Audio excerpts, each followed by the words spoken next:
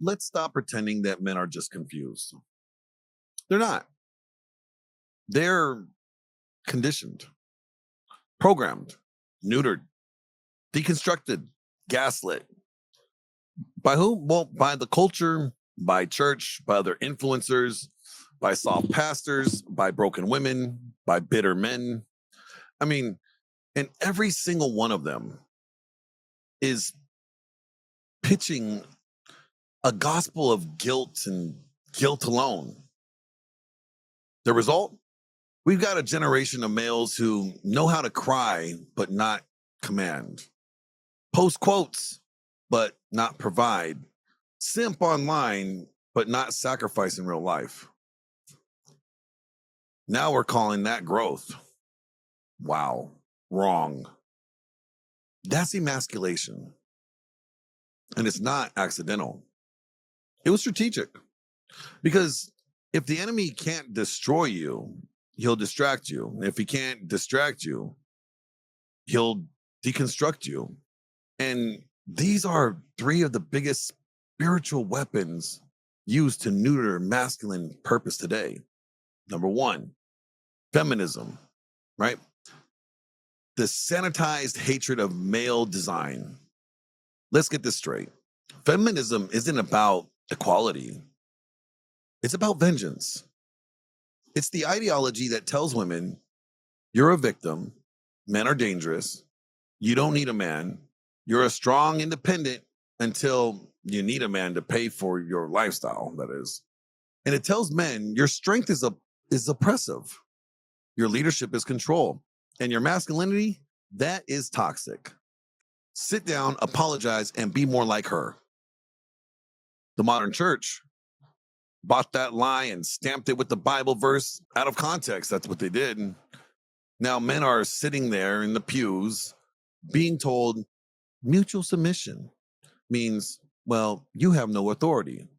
Servant leadership means shut up and absorb the abuse. And headship means, well, you're responsible for everything, but you don't have control over anything. That's not leadership. That's slavery in a suit.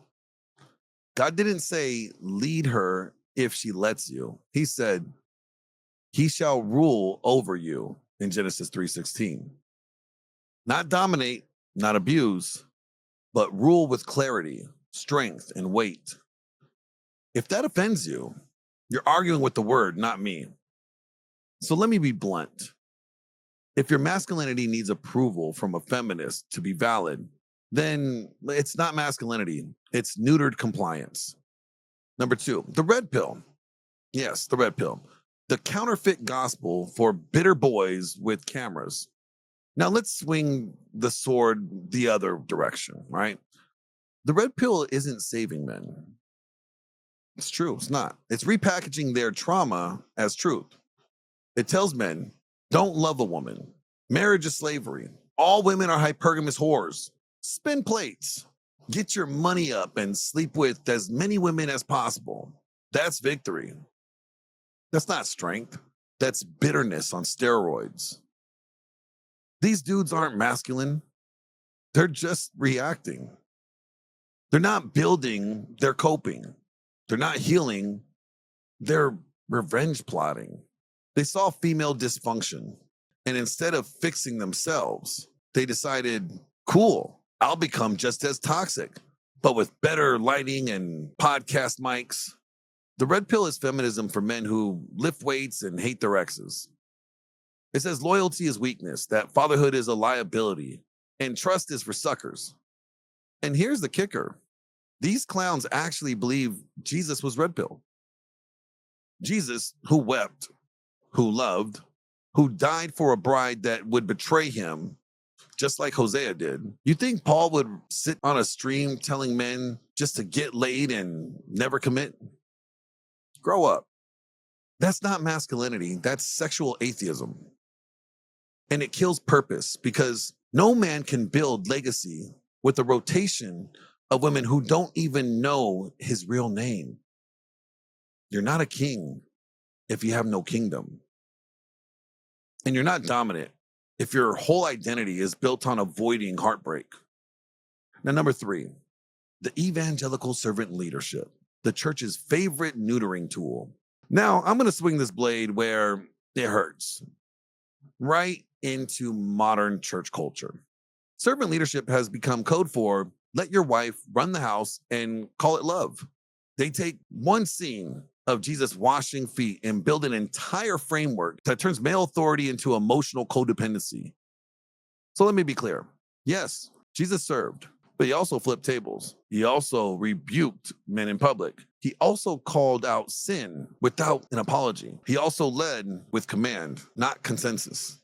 Jesus washed feet, sure. He wasn't saying, let everyone walk on you. He was saying, I know exactly who I am, so I can serve without sacrificing my identity. And also, let's get this straight. Did Jesus ever ask the people how he was going to serve them? Or did he tell them how he was going to serve them? Remember, Jesus said, I'm going to be crucified. Paul's like, no, Lord. What did Jesus say? He said, get behind me, Satan. He didn't just say, oh, okay, I'm sorry, Paul, you're right. Or Peter, you're right. I should just change my, no, no, no. And when Peter didn't let Jesus wash his feet, what did he say? Depart from me. Jesus dictated how he was going to serve those he was serving. So if you're going to be a servant leader and you're supposed to be a servant leader to your wife, well, you dictate how you're going to serve her, not the other way around. All right. But most modern pastors, they want their men to be tame, controlled, soft spoken, passive, palatable. And guess what? Jesus wasn't safe. No, he was holy, and holiness terrifies weak men and rebellious women. Ephesians 5 doesn't say submit to one another in emotion compromise. No, it says, wives, submit to your husbands as to the Lord, for the husband is the head of the wife. That's the word. If your pastor can't preach that without flinching, he's not a shepherd, he's a puppet. Satan's best lie sounds holy right before it ruins you, right? The enemy doesn't show up with a pitchfork. He shows up with a counselor who says mutual submission is the key to healthy marriages. YouTube channels that preach emotional mastery, but never mention spiritual warfare. Christian women on TikTok telling men to earn her submission. He disguises rebellion as revelation. And the moment you internalize it, your mission gets smaller, your voice gets softer, your authority gets questioned, and your conviction gets rebranded as control issues. Before you know it, you're apologizing for things God called you to do. Purpose requires spiritual detox. You want to walk in divine assignment? You want to build what God called you to build? Then you need to purge every feminist voice that told you your nature is dangerous. Every red pill fraud who told you that women are only used for sex. Every church leader who told you that headship means never having a spine.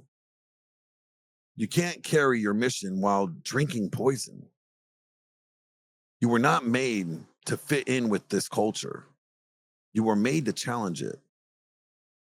You were made to confront, to command, to conquer, to construct, to cover, to provide, to enforce, to speak with clarity, walk with gravity, obey with intensity. You weren't built to flinch. You were built to establish order in the middle of chaos. So let me ask you, right now, man to man, who convinced you that silence was holy? Who told you that order was abusive? And who taught you that loving a woman means submitting to her emotions? Who whispered in your ear that legacy is built through a rotation and revenge? Rip that root out. Detox your doctrine. Clean your spiritual house. Because God can't pour purpose into a man who's still drinking from contaminated wells. You don't need to adjust. You don't need to apologize. You need to purge every damn lie that taught you to fear your design. And once you burn those idols down, you'll be ready to build an altar.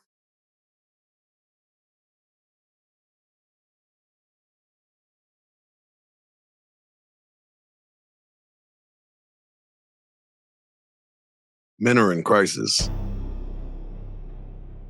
Fatherless homes, broken marriages, silent battles no one sees. But weakness, pandering as wisdom, that ends here. Thor once wrote, "The masculine presence doesn't whine, it doesn't shrink. It builds, it conquers, it creates." The sons of Thor exist to forge men into protectors, providers, and patriarchs. This isn't theory. This isn't victimhood. This is brotherhood. Be watchful, stand firm in faith, act like men, be strong. Here, iron sharpens iron. Here, excuses are stripped away. Here, men are remade. This is the forge. This is the call. This is Sons of Thor.